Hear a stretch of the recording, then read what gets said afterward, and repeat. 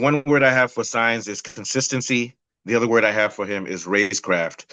Um, all season he's done very well in giving feedback to the engineers and in bringing out the best car possible. And I think on the counter side is Leclerc, who I call the wild child. Leclerc is fast. I won't call him reckless, but he's high speed, probably the fastest guy in F1.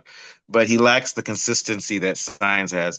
Leclerc can either win from the front, or he can make a mistake, or he can crash into a wall. So he's very erratic, which is not a bad thing. He's a passionate guy. But what we saw this weekend with Sainz, which has been building up since Texas, is a master class in craft, strategy, and cool-headedness. Let's start off with the fact that he and Ferrari came third and fourth in the last competition in the qualifying for the Texas Grand Prix due to some strategical mistakes and just due to the fact that they might not have been understanding their car as much as they wanted to. But it was clear coming into Texas that even before Texas, that Ferrari, since back as far as the Italian Grand Prix, where Leclerc won, that they've had what I would call the fastest car in Formula One. And what I mean by pace is their powertrain is next to none. It's very powerful. The only team that has anywhere near as much power as they do is Haas. So they have a very powerful engine. Starting this week, Sainz was in great shape. FP1, he came second. FP2 and FP3, he had the fastest times. Then in qualifying in Q2 and Q3, he had the fastest times. And he actually went under 1 minute and 16 seconds in Q3. And here's where you get to see that he's in such an elevated mode. They said, good job. You great lap. And Sainz said, no, great 2 laps. Great 2 laps. So he even had the stage of mind to say that, I know what I'm doing this weekend. You're absolutely spot on. I think the improved car setup of the SF24 of Ferrari actually profited and benefited Carlos Sainz's driving skills and ability. He has continued to refine his driving skills and racecraft. He has shown improved consistency and adaptability, allowing him to capitalize on opportunities and perform well, especially under pressure. These are high-pressure circuits, Austin and the Mexico Grand Prix. And, of course, the team strategy as well seems to suit Carlos Sainz's potential in performing well. It built on positive results and strong performances also, creating positive momentum for him. And I think his confidence just shows. Look at yesterday's race. Yeah. He was so confident throughout the race, especially in the qualifying performance. Yeah. So let's talk about strategy. So I have an example. He reminds me of Russell. He's a better strategist than Russell, but Russell takes strategy into his own hands. Back in the day, we remember when Russell said, I want to go on soft tires, and the team said no, but Russell said, yes, I will. Then Hamilton said, if the team had given me that option, I would have. So what you're saying is that at this level of Formula One, guys like Verstappen, guys like Schumacher back in the day, guys like Russell and Sainz, they dictate strategy. You don't let, because you're driving the car, you know more. And I think to win in this day and age, you have to be strategical, unless you're like Verstappen, who's just reactive. Verstappen is reactive, and if you give him the car, he doesn't even worry so much about strategy. But I think Verstappen gets a 10 out of 10 for strategy too. But here's the case in point. They told Sainz to come in to yesterday, and he refused to listen to them and did an extra lap before coming in so he can get an extra advantage. He disobeyed team orders. He disobeyed what his engineers told him.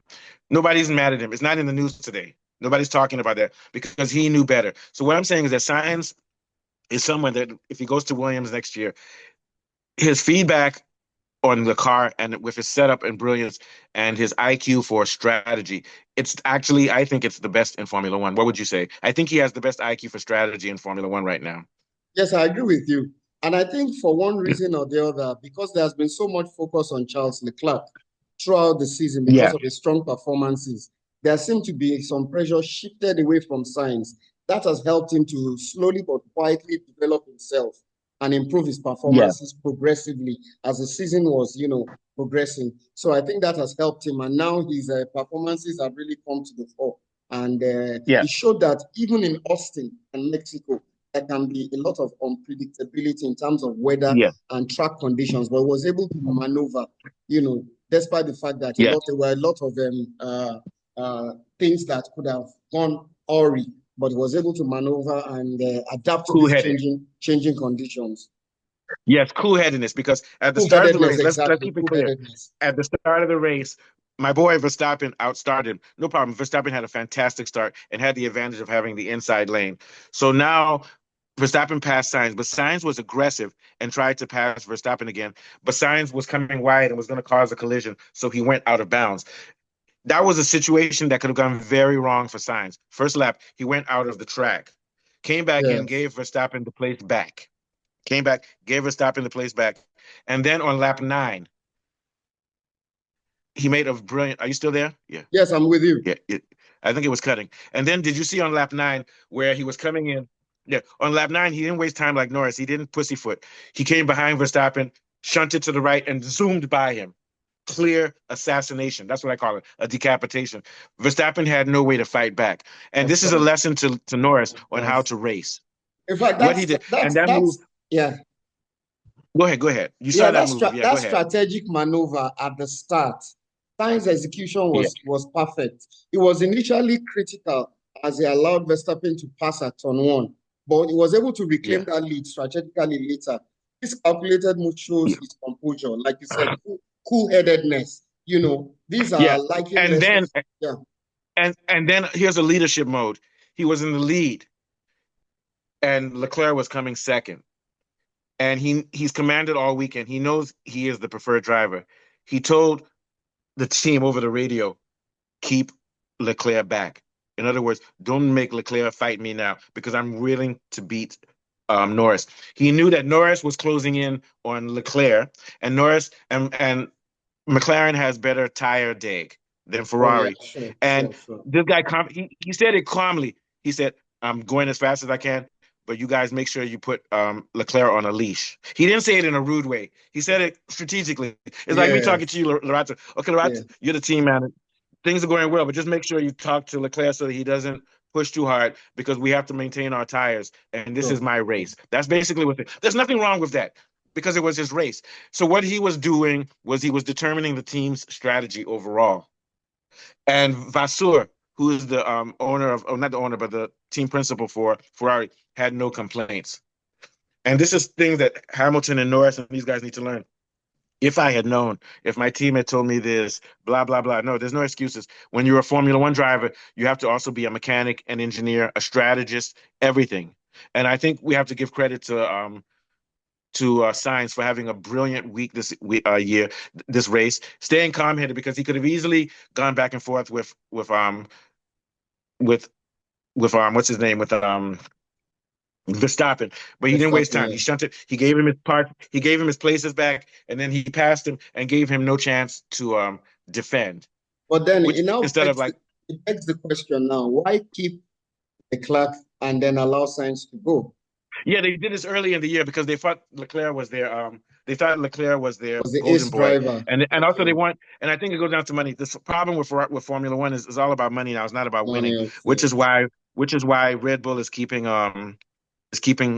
Perez, and why Ferrari is really to get rid of a strategist and someone who can bring them a constructors as well as the drivers championship. And when I say he can bring them a drivers championship, it doesn't mean that he would win. It means that he would give such feedback to the team that either he or Leclerc would win. You get my point? I You understand. lose somebody like that, but having Lewis Hamilton is glamorous, very glamorous, and it's going to bring a lot of money for Ferrari. But at the end So, of the day, to me, all that matters is winning the drivers' championship and then the constructors. Okay, thank you very because much. if you So if now you let's look at go to it, like, if you look at it yeah, go generally, ahead. Lewis Yeah, Hamilton's game seems to be declining, really. yeah. I may It be does. Yeah, wrong, it but doesn't make I sense. feel And Peter Windsor has said there's no reason with the master class that Sainz has put on this year and also in that race. And we have to remember he had appendicitis and had operation, came back the next week and still oh, I did remember well. that. I remember that. The guy is the ultimate to me.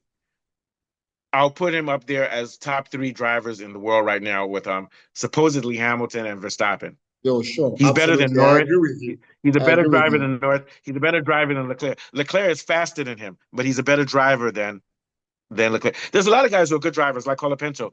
Doesn't mean they're the fastest, but to be a good driver, you have to have racecraft, you have to have calmness, and you have Consistency to have and poise. cool-headedness, Yeah, absolutely. yeah, cool-headedness. Yeah, I think Verstappen has the most talent, and Leclerc has the most talent.